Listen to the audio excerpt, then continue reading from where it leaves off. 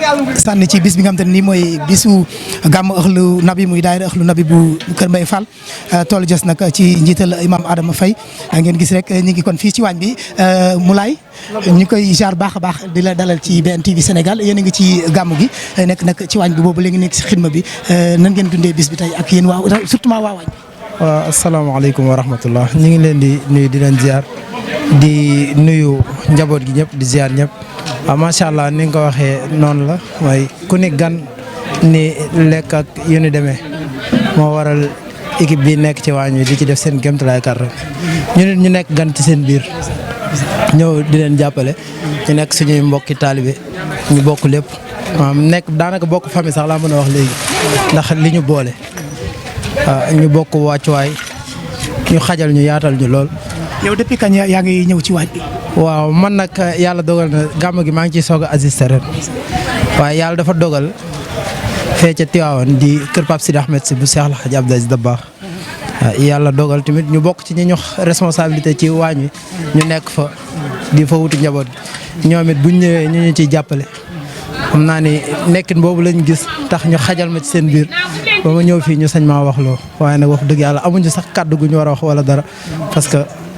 ñi fi nekk ñëpp ñoo ñu gën a xam fii gën ñoo xam li fi nekk kon xanaa seenu mbaax ak seen mën a yaatal rek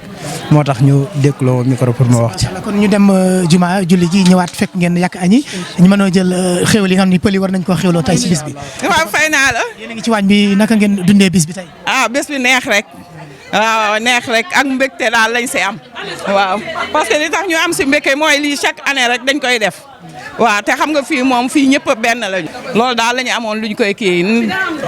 am si jàmm am si salaam am si mbégte di dimbali suñu imam bi waaw parce que suñu imam bi ay moo woote tey. kon ci kanam ñu tase si kanam. waaw amul benn problème. jeex na mi ngi noonu kon nag ma jël bàjjen nga xam ne nag moom it moom mooy dirigé ci nu xéwal gi wala ci nu kilifa gi bàjjen nuyu nañ. fay na leen ñu rafetal ko rek. yaa ngi ci waañ bi ngeen gérer nag ci mbingam te nii moom la sëñ bi war a xéwloo macha allah ak ñu tedd ñi yan kàddu ngay sànni ci bis bi tey ñu daal di taje si. xanaa di sant yàlla rek di sant yàlla bu baax di julli si yonante bi ndax loo xamante ne sax ande nga fekkee ko moom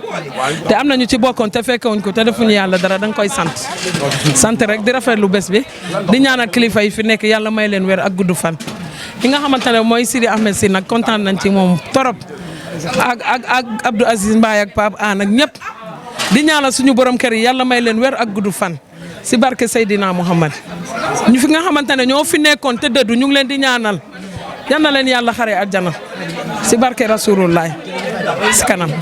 ci kanam kon ñu dem ak moom ci baas ba Samba ñu dem kon juma rek ñëwaat léegi incha allah. kon ma Samba mi ngi noonu kon rek ñi ngi ànd ak imam Adama Faye nga xam ne nag moo waral bis bi nag ñu bëri daal di fiy teew rawatina nag BNTV Sénégal nga xam ne ñi ngi installé fii ci Kër Mbaye Fall télé bi mu war a tàkk nag daal di jëm kaw ñu tàmbalee ko ci jotaay bi di daayira Ahlu Nabi demal seen gàmmu annuel mu yem ak